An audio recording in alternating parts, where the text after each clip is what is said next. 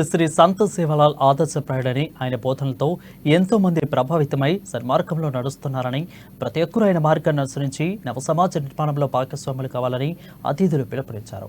ఆదిలాబాద్ జిల్లా కేంద్రంలోని స్థానిక రామ్లీలా మైదానంలో సంత శ్రీ సేవలాల్ మహారాజు 285వ జయంతి వేడుకలను సేవలాల్ ఉత్సవ సమితి ఆధ్వర్యంలో ఘనంగా నిర్వహించారు.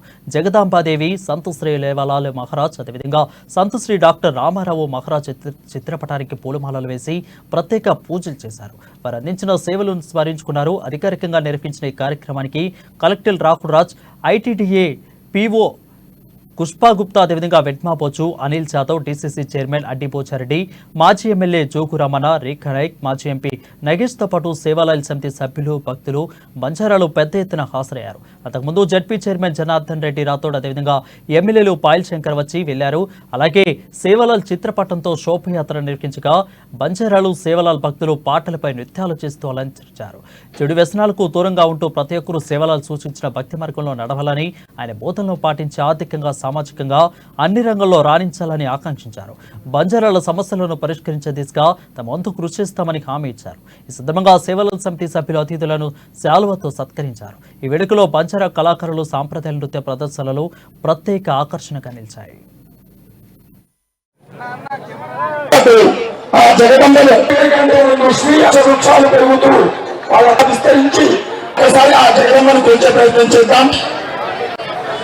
जगदम्बा श्री जगदम्बा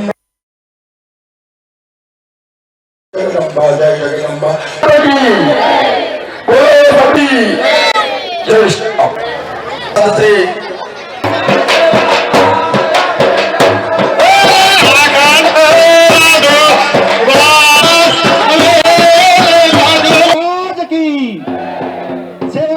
जितने भी लोग हैं समाज यानी एक जगह है या कोई अधिकार पक्षी नहीं है. हर एक मीनार में 12 मीना 12 वर्ष भी कंपल्सरी बंजारा सोदरुती में मीटिंग लू चुके थे. तमने एक समाधान तमने केदार चुमा कहीं भी जो समस्या हुई है अपन हर एक मीना एक दाड़ो आता आदिलाबाद हेडक्वार्टर में बेचता नहीं. तमारे जो भी समस्या हुई है एक दाड़ो समस्या ऊपर अपन से बेचता नहीं वाचा करता नहीं. जो समस्या सॉल्व होना को जो एक कार्यक्रम अपने समर्थी देखते मार्च महीना चालू करो సేవలాల్ యొక్క సదుద్దేశంతో ఈరోజు మీ వేదికలో నేను కూడా రావడం అదృష్టంగా భావిస్తున్నా. తప్పకుండా మీ యొక్క ఏ సమస్యలున్నా భేదభావం లేకుండా తప్పకుండా సమస్యల పరిష్కారం కోసం నిరంతరం పేదవాళ్ళ కోసం బీదవాళ్ళ కోసం మేము పరితపిస్తూనే ఉంటాం.